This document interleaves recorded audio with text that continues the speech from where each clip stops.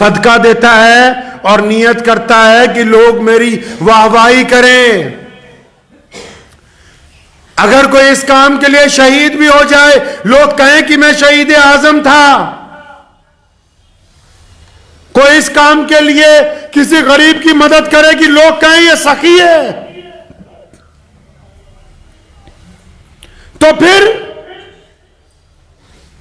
بڑے بڑے اللہ کے ولیوں نے اپنی زندگی میں اس معیار کو طے کیا ہے. اللہ کے ایک ولی ہیں، وہ بہت زیادہ صدقہ کیا کرتے تھے. تو ایک صاحب نے ان کو کہا کہ حضرت آپ آ کے بتاتے کیوں نہیں کہ آپ اتنا مال فلاں فلاں غریب کے گھر بھیجتے ہیں؟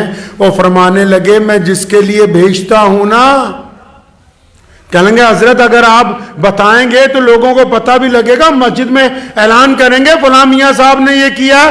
فرمانے لگے کہ میں جس کے لیے دیتا ہوں نا اس کو میرا نام بھی پتا ہے، پتہ بھی پتا ہے. میں جس کے لیے دے رہا ہوں، اپنے جس رب کو راضی کرنے کے لیے جو کچھ کر رہا ہوں، اس کو میرا نام بھی پتا ہے اور پتا بھی پتا ہے. اس لیے وہ مجھ تک جو مجھے پہنچانا ہے وہ میرے رب نے پہنچانا ہے، ان لوگوں نے نہیں مجھ تک پہنچانا. نیت ہی تو پھنسی ہوئی ہے، نیت ہی تو صحیح نہیں ہو رہی. نیت کے اندر فتور ہے، کسی کی نیت کے اندر غرور ہے، کسی نیت کے اندر بددیانتی ہے، کسی کی نیت کے اندر ناپاکی ہے، کسی کی نیت کے اندر گنڈا گردی ہے، کسی کی نیت کے اندر عیاشی ہے. ارے جب تک نیت پاک نہیں ہوگی کچھ بھی پاک ہو ہی نہیں سکتا. نماز میں بھی نیت اسی لیے باندھتے ہیں کہ نماز کو پاک کرنے کے لیے پہلے ان کی نیت درست کرواؤ. ایمان میں بھی زبان سے کلمہ پڑھنے سے پہلے حکم ہوا دل کی نیت کو دل کے اندر قبول کر لو، اس بات کو کہ میں اپنے رب کے ساتھ وفاداری کا اعلان کرنے لگا ہوں، میں اپنے رسول کے ساتھ وفاداری کا اعلان کرنے لگا ہوں. اگر آپ کی نیت اچھی ہوگی اللہ کی مدد آئے گی، اللہ آپ کی نصرت فرمائیں گے.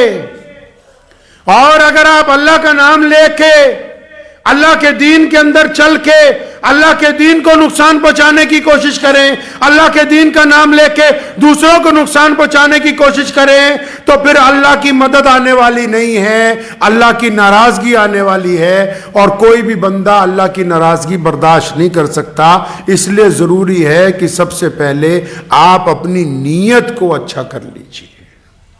عمل چھوٹا ہو لیکن نیت پاک ہو، عمل چھوٹا ہو نیت پاک ہو. اگر عمل زیادہ ہے نیت پاک نہیں ہے. زیادہ تر جو دیندار لوگ ہیں وہ سنیں، دیندار طبقے کو ایسا لگتا ہے کہ جیسے ہم بالکل اللہ کے ولی بن گئے ہیں. اس فطور کو دماغ میں سے نکال دیں. اگر ہم اپنے گناہوں کو دیکھیں گے تو اتنی شرمندگی ہوگی کہ اللہ کے حضور کھڑے ہوتے ہوئے آنکھیں نہیں اٹھ پائیں گی. یہ جو ہم نے اپنے آپ ایک خول تیار کر لیا اپنے آپ میں کہ نہیں جی ہماری نیت تو بڑی اچھی ہے.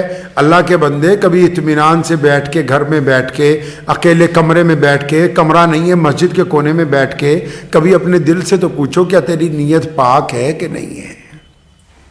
ایک کاروباری اس لیے کاروبار کرتا ہے کہ میں اپنے بچوں کو کھانا کھلاؤں گا حلال کا، تو اس کی نیت پاک ہے. اگر اس لیے کاروبار کرتا ہے کہ لوگوں کی ٹھگی مار کے ڈبل مال بناؤں گا تو نیت ناپاک ہے.